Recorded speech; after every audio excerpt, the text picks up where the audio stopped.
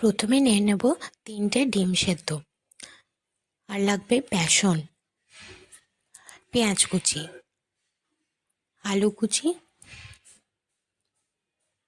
ধনেপাতা কুচি,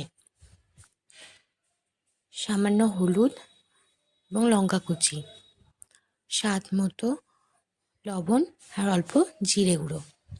প্রথমেই বেসনটার সাথে পেঁয়াজ কুচি, আলু কুচি, ধনেপাতা কুচি, ওই হলুদ, লঙ্কা কুচি, সামান্য পরিমাণে লবণ এবং জিরে গুঁড়োটা দিয়ে ভালো করে সবটা মাখিয়ে নিতে হবে।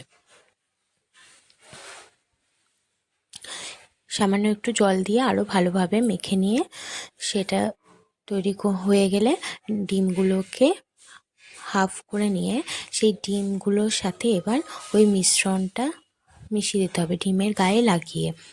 এইভাবে সব ডিমগুলোই মাখিয়ে নিলাম মিশ্রণটা।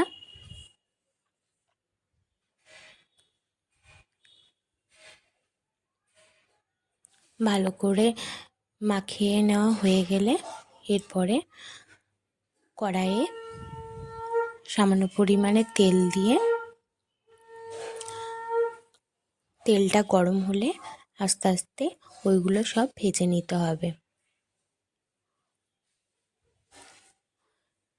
এপিঠ ওপিঠ উল্টে ভালো করে ভেজে নিলেই রেডি হয়ে যাবে আজকের রেসিপি ডিমের পকোড়া।